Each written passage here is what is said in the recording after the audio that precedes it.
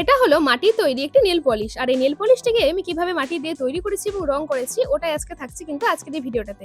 তো চলো আজকের এই ভিডিওটা শুরু করা যাক। সো হাই হ্যালো নমস্কার, আমি জুই, তোমরা সকলেই কেমন আছো? তো নেল পলিশের কৌটো তৈরি করার জন্য প্রথমেই কিন্তু বেশ কিছুটা মাটি নিয়ে নিয়েছি। তারপরে এই মাটিটা থেকে কিন্তু আমি অল্প একটু পরিমাণে মাটি নিয়ে নেবো নেল পলিশের কৌটোটাকে তৈরি করবো জন্য। আর আমি যেহেতু মিডিয়াম শেপের নেল পলিশের কৌটোটাকে তৈরি করবো সেজন্য অল্প একটু পরিমাণে মাটি নিয়েছি। তোমরা যদি এর থেকে বড় তৈরি করতে চাও তাহলে একটু বেশি পরিমাণে মাটিটাকে নিয়ে এরপরে ওই মাটিটাকে দেখো একটা নেল পলিশের কৌটোর মতো শেপ দিয়ে নিয়েছি। আর নিচের দিকটা দেখো খুব ভালো করে এরকম টাইপের কিন্তু প্লেন করে নিয়েছি, কারণ এই পোর্শনটাই কিন্তু নিচের দিকে থাকবে। আর উপরের দিকে দেখো ওই যে ডিম্বাকার যে শেপটা হয় না, উপরের দিকে কিন্তু এরকম টাইপের একটা শেপ দিয়ে নিয়েছি। আর তুলির যে ব্যাক সাইডটা ওটা দিয়ে কিন্তু ভিতরের দিকে একটু ফুটো করে নিয়েছি। এরপরে আমি এখন নেল পলিশের ঢাকনাটাকে তৈরি করব। তার জন্য বেশ কিছুটা মাটি নিয়ে আবারও কিন্তু এখানটা দেখো রোল মতো পাকিয়ে নিয়েছি। আর নিচের দিকটা দেখো একটু মোটা রেখেছি, আর উপরের দিকে কিন্তু একটু চিকন রেখে তারপর এখানটা দেখো তুলির সাহায্যে আবারও কিন্তু খুব ভালো করে ভিতরটা ফুটো করে নিয়েছি। আর নেল পলিশের যে তুলিটাকে ওটাকে তৈরি করার জন্য এখানটা দেখো একটা টুথপিকের ব্যবহার করেছি।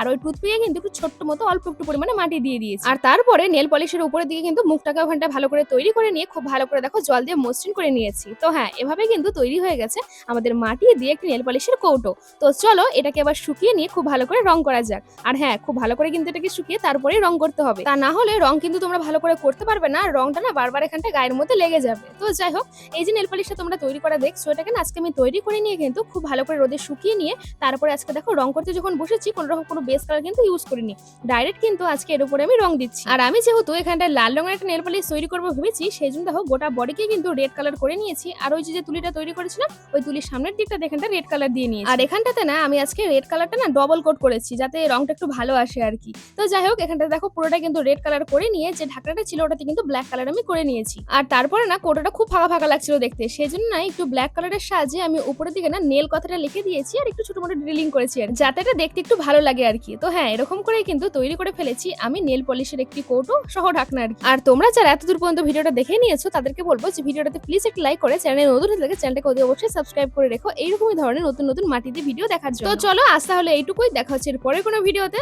আর এরপরে আর কি তৈরি করবো কমেন্টে লিখে যেতে পারো। টাটা।